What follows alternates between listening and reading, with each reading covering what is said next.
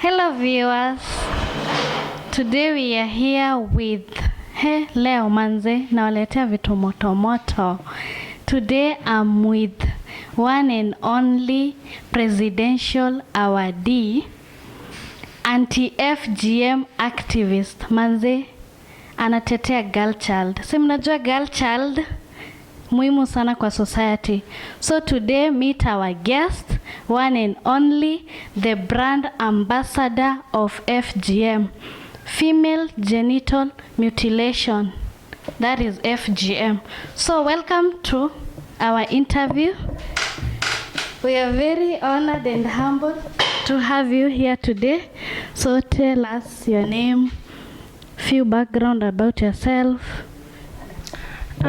Thank you. My name is Aisha. I'm also glad that you guys came. My name is Aisha Hussein Roba from Isiolo, but specifically Garbatula sub-county. Homeland. Manze lazima tuwakilishe homeland. Okay, I'm a youth. I'm also a mother. I have 2 kids. An anti-FGM activist. I am the Youth Anti-FGM Network Kenyan chapter vice secretary.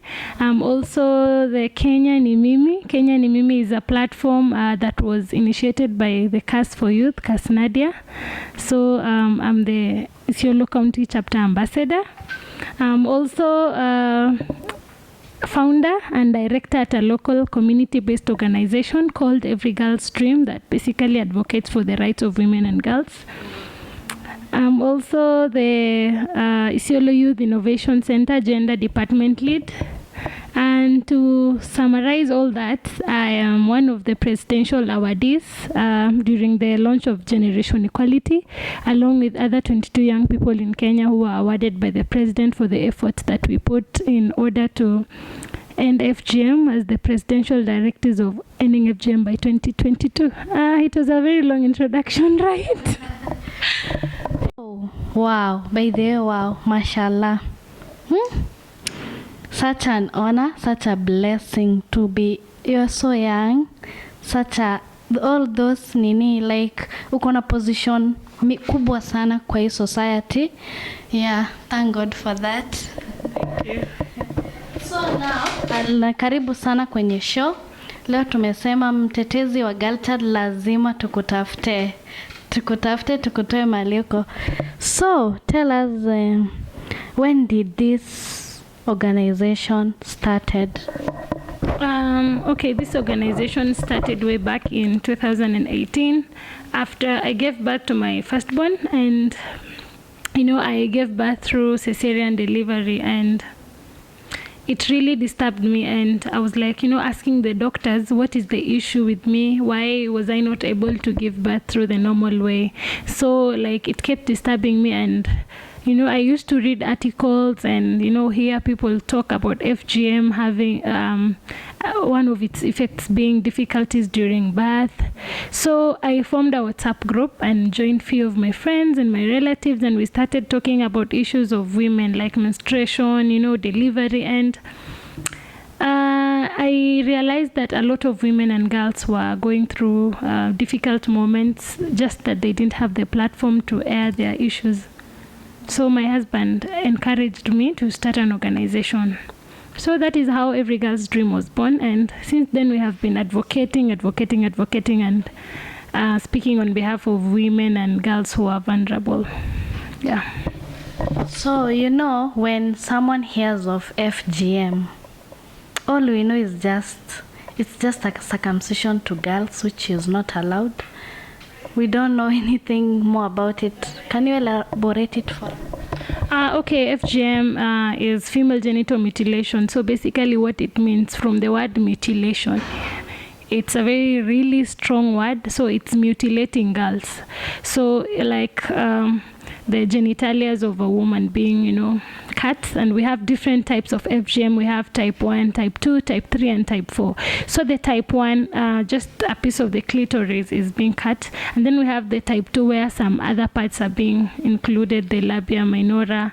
And then we have the type 3 that is infibulation. And this is the total removal of the genitalia. Like everything, literally everything is being cut. And then the girl is stitched together. Like the only space that is left is for urinating. So you can imagine this causes a lot of difficulties during menstruation. There are some of the few girls that I know who go to the doctor every single month when they menstruate, because the menstruation doesn't have a path to flow really well. Yeah. It's such a very serious scenario. Most of us, we don't know. Mothers, let's think about our daughters, our girls. Let's just think about their future and all that. So where does this organization located? Where, as in how many counties is it operating?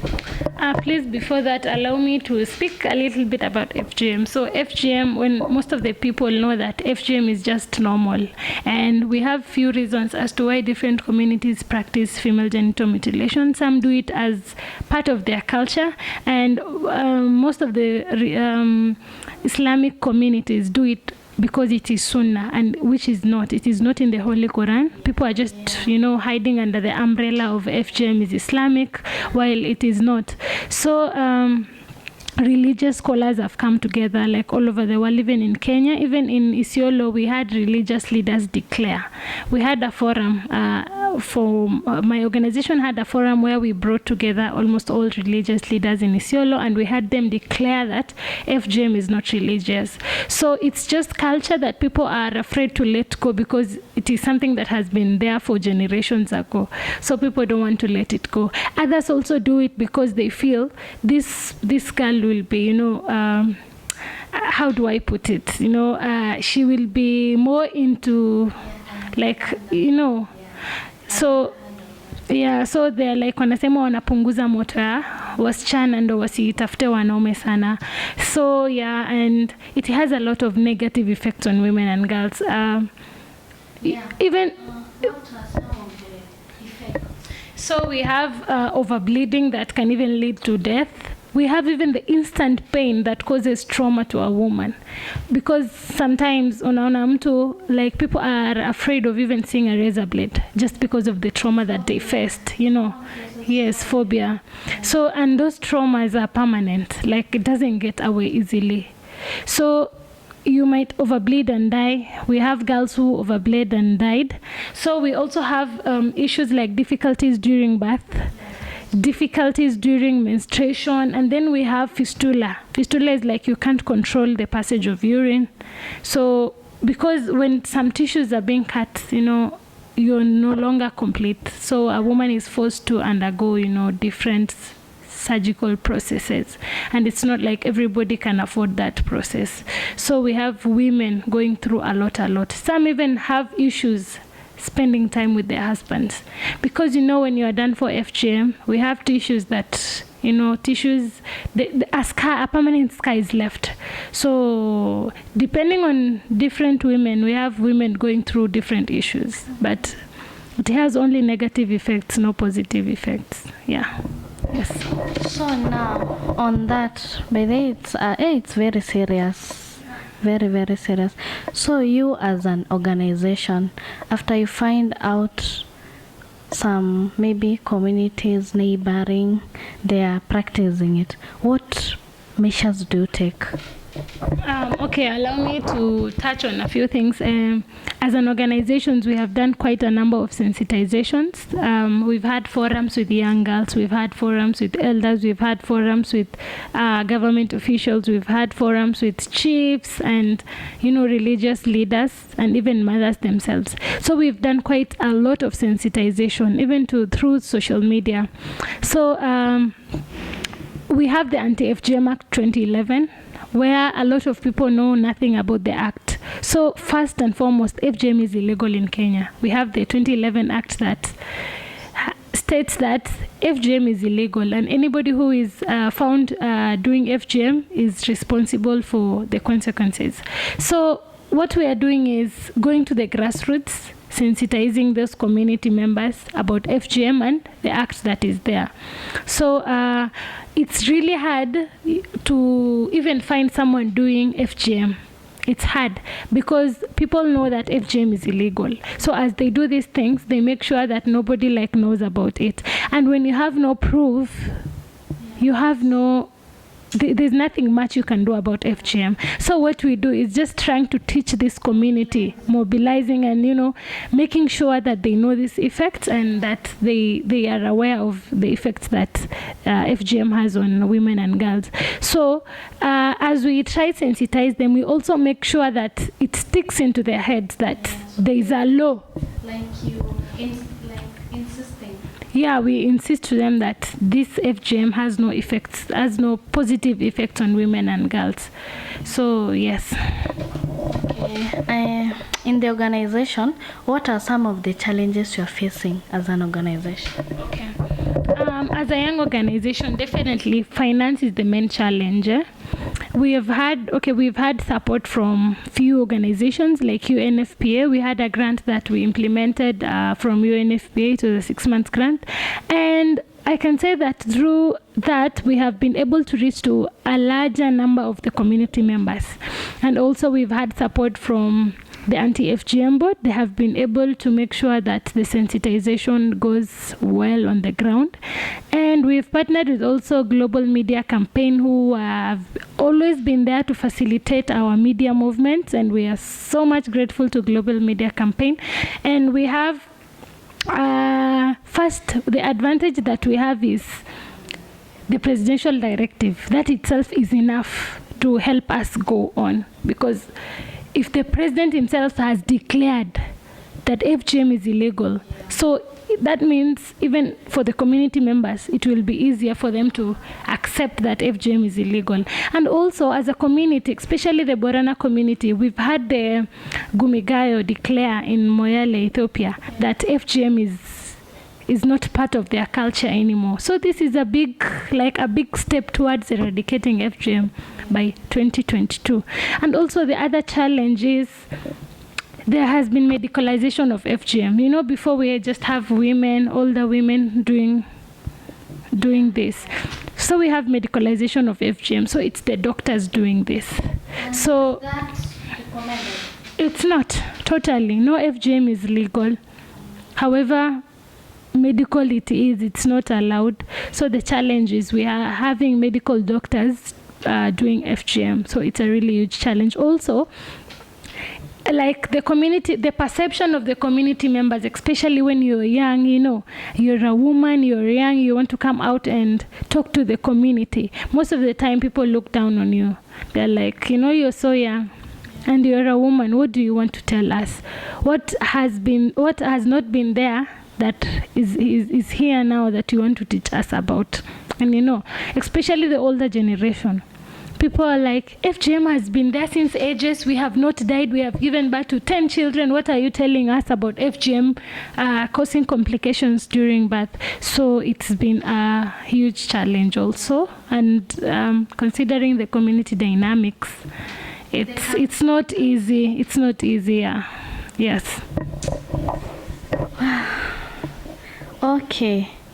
Would you like, as an organization, would you like well-wishers or the government to intervene and help you, hold your hand, and make this organization a better place? Yes, of course. For an organization to move on, you can't move on when you don't have goodwill from the community you're staying in. So we need support from donors, from the government, from the community members, and especially, you see, one thing I realized is that we have no political goodwill. You will rarely find a politician standing up and saying, FGM is illegal, my people, stop FGM. Because the politician is afraid of losing votes. So you rarely find a politician standing up and saying, I am not for FGM. So what I want to urge the politicians or people in government is for them to just stand up for the rights of women and girls, because it's not as simple as it sounds. It's a pandemic. Yeah. Okay, and how about if someone wants to reach out, maybe to help? Yeah, how can they reach you? Okay. We are still in the process of developing a website, but we have our physical office here at the Innovation Center, where we have partnered with the Isiolo Youth Innovation Center Gender Department, where I said I am the lead of the department, and we have a social media platform, especially Twitter. We are so active on Twitter. It's at GirlEGD. Twitter at GirlEGD, and then also on Instagram it's at GirlEGD. You can also find me, my personal account on Twitter, at Aisha Roba, at Roba Aisha, and then on Instagram at Mama Liban. So, yep. Okay. So, what's your last words out there to that young girl, maybe who is going through such a trauma in life? What would you like to tell them? My message to the young girls and women is just stand up for your rights. You only live once. Be strong and believe in your dreams, because validation, I always say validation is best when it comes from within. When you believe in yourself, the world will believe in you.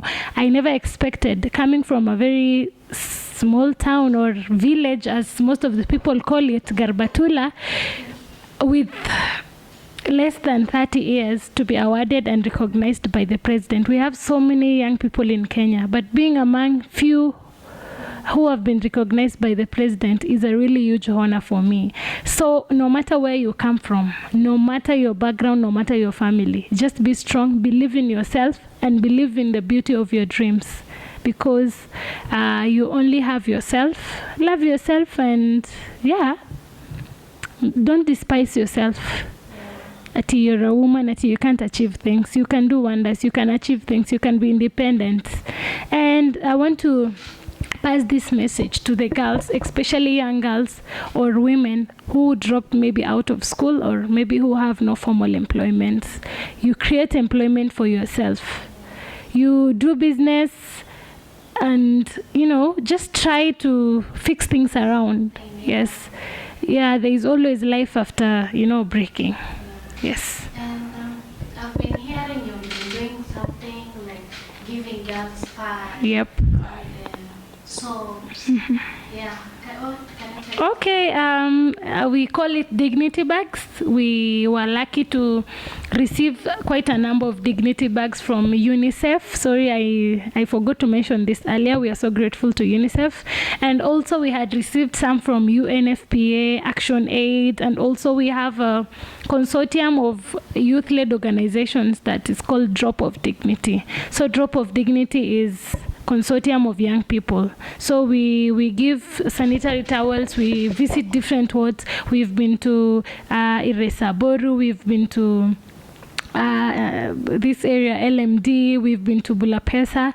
So we move around distributing sanitary pads and talking to girls about menstruation, like just having some menstrual talk with young girls and assigning them mentors. So yes, we have the upcoming day of the International Day of the Girl, which is a really, really huge day for us as women and girls. So we will be having the celebrations here at the Isiolo Innovation Center in partnership with Every Girl Stream and the Isiolo Youth Innovation Center Gender Department and UNFPA, and we'll be expecting also the Huawei company. We have the theme for this year as Digital Generation, Our Generation. So we want to bring the aspect of technology, how women and girls are being affected by technology, the technological trends that are there for women and girls to catch up with.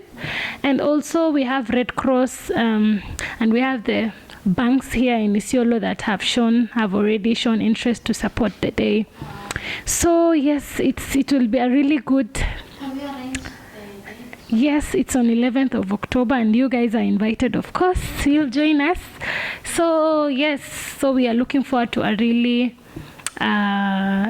beautiful day where we will have young girls. We have been given dignity bags by UNFPA. We have 150 dignity bags, and we'll have a session with young girls talking about technology and having some menstrual talks. So I'm looking forward to a really great day. Yes. Yep. Inshallah. Inshallah. Do you have anything else to add? I have nothing much to add. I just want to tell that young girl, that young woman, just believe in the beauty of your dreams, and everything will go just as you've planned. Believe in yourself. Yeah, you only live once, so just take life as it comes. Okay, you're much welcome. Okay guys, mumesikia tumekuwa na the ambassador mwenyewe. Kweli unafanya kazi mzuri sana. Mungu akubariki.